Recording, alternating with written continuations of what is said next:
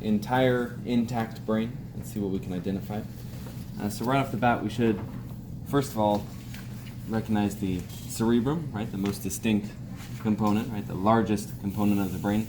So we've got a left and right hemisphere to that cerebrum, with a longitudinal fissure separating the two. And I haven't quite opened that up yet because the dura mater has been removed from this specimen, but we still have arachnoid and pia mater down on there. So we can appreciate the arachnoid matter if we come up through this longitudinal groove and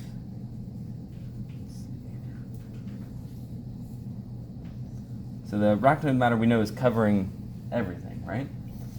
So it goes over that longitudinal groove there. See I'm in the longitudinal fissure, but that thin membrane on top of the blunt probe, that's our arachnoid matter. Okay, so it's very similar with the sulci and gyri of the cerebrum. If I get into one of those sulci, I can lift up the arachnoid matter. Okay, so here you can see that the arachnoid matter is lifted. Okay, so don't worry about dura mater because again it's been completely removed. It would be very obvious, very white, tough, and fibrousy. So we don't have that to look at. What we do have is just the arachnoid matter. Deep to the arachnoid matter, we know the pia mater actually sits on the brain, right? So if we actually scrape away, I'll save that one for later. If we scrape away the arachnoid, then deep to that, directly on the nervous tissue, we'd have the pia mater. Okay, so don't worry about the pia mater for identification on the practical. It's kind of, we're a difficult one to display because, have I removed that single thin membrane?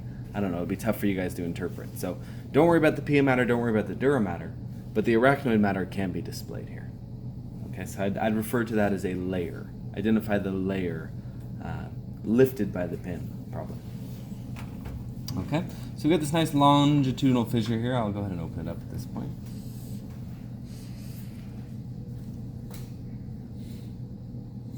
Again, so it's really just held together by that arachnoid matter at this point. Once we get through that first layer, you'll see it just kind of opens right up the separation between the left and right hemispheres. Okay, so you can look down into that longitudinal fissure there. Okay. Posterior to that, we'd have the cerebellum. And notice that there's another fissure here separating the cerebellum from the cerebrum. That's our transverse fissure. Okay, right? It's on that transverse plane. If we look down into that transverse fissure, there's some structures which we can see. Okay, so if we pull that cerebellum down, then we can reveal the superior colliculi, these two bulbs, and inferior to that, the inferior colliculi. Okay, so you should notice four bulbous structures there, the superior and inferior colliculi. Superior on top, the inferior below. Superior and inferior. The superior and inferior colliculi. And they're paired, right? So you have one on either side, so superior and inferior. Okay, so those are colliculi. If we look behind or anterior to the superior colliculi, down here at the tip of the blunt probe is the pineal gland. See him in there? So deep down anterior to the superior colliculi. Okay. So those are all structures we can see from the dorsal surface. Really or the superior surface, what's coming down through or posterior or inferior in the human to the cerebellum, this will be spinal cord at this point. Okay, so we do have some spinal cord still attached to this brain. Okay, from the ventral side, we'll be able to see a number of structures as well, right? You can see the hemispheres, right, still, but you can also see some of the mid and hind brain. Okay, so we'll want to look at some of those. you're going to be responsible for identifying the first 6 cranial nerves on these guys. Okay, so cranial nerve 1, the olfactory nerve, is very prominent, and it actually comes up. Let's see if I can loosen this up.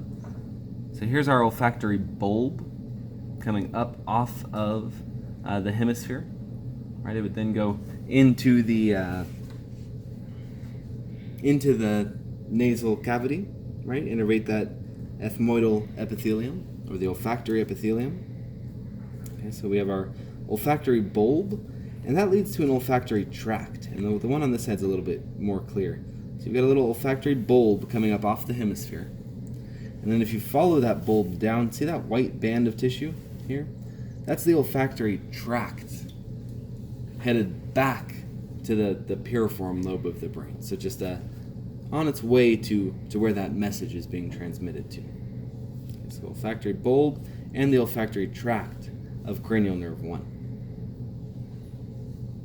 Okay. Cranial nerve 2, the optic nerve, has been sectioned pretty close to the optic chiasm, right? That crossing over of that nervous innervation. So all we really have left now is the optic chiasm and the optic tract, right, heading back to where it's going to be interpreted. So that's actually in the colliculi. That's where this tract is going to head to. But most of the optic nerve has been removed, right, severed away from here. Okay, so cranial nerve 1, the olfactory bulb and tract. Cranial nerve 2, we've got a little bit of nerve. We definitely have the chiasm. We have a little bit of the optic tract visible to us. Cranial nerve 3, the oculomotor nerve, we're going to move just posterior to the optic chiasm, and it's better displayed on this longitudinal section. So here you've got again that optic chiasm. Again, we can see the olfactory bulbs and tracts on this one. Optic chiasm. You come back to here, and here is the oculomotor nerve. I know it's a little tiny one compared to the olfactory and optic, but it's still right along the midline, and it's just posterior to the optic chiasm. That's cranial nerve 3. Cranial nerve 4 is kind of a little tricky one. It's coming less from the ventral surface and more from the medial surface or the lateral surface. So cranial nerve 4, the trochlear nerve, is just this little teeny guy here, making its way over to the medial surface. You guys remember what cranial nerve 4 innervates?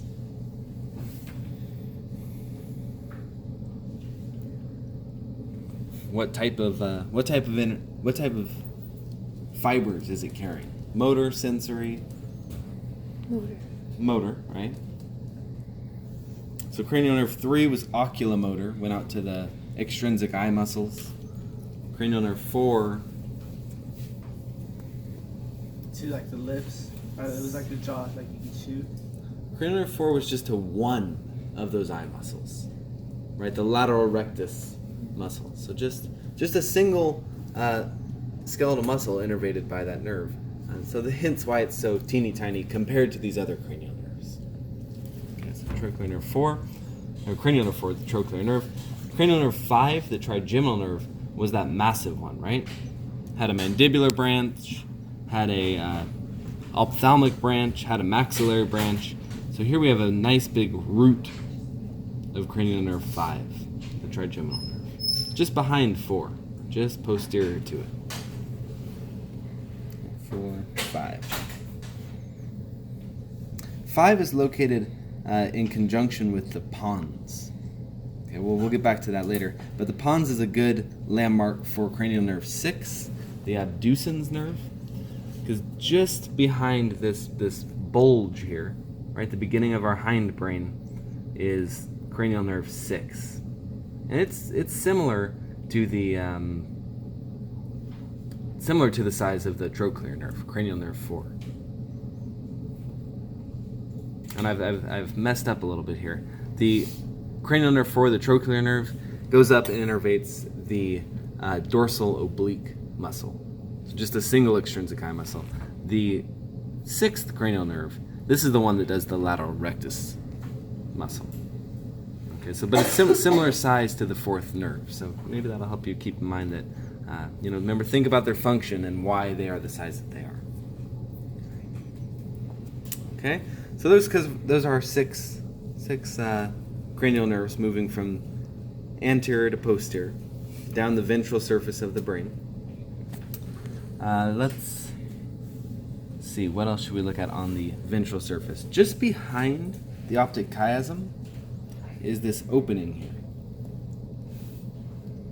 the infundibulum, and that's going to be where we get communication between the hypothalamus, which would be just deep to that, and the pituitary gland, which, if intact, would be sitting right here. Right, so it often comes off when you remove the dura mater, so you'll notice we don't have it on either of these, but on your models you will see it, right? So look at how it's just behind the optic chiasm. That infundibulum, immediately posterior to that optic chiasm, is the communication of the hypothalamus with the pituitary gland. Okay. As you move posterior on either side of that, these are your cerebral peduncles. And right behind that, just posterior to that, you get your pons. Okay, so the pons is a little bit more prominent than the peduncles, but they're a little bit similar in, they're similar in location and kind of the size of them. If you look at the pons, it's running in more this transverse direction versus the cerebral peduncles, which are more on this longitudinal direction. Okay. Anything after that, you notice this next kind of bulge here, that's medulla oblongata. That's where we have the remaining 6 cranial nerves emerging from, but they're very small, and when you remove the dura mater, they get really shredded. So we don't have most of this. We actually do have a pretty good accessory nerve here. Right, cranial nerve 11 coming down the spinal cord. But don't worry about that. We've got pons, medulla oblongata, and then after that next little indentation there, that's where we're going to pass through the foramen magnum of the occipital bone, and this will be considered spinal cord.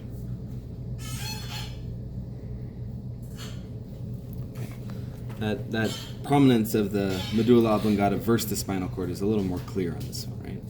So same thing, we've got infundibulum, cerebral peduncles, pons, medulla oblongata, and spinal cord. Okay?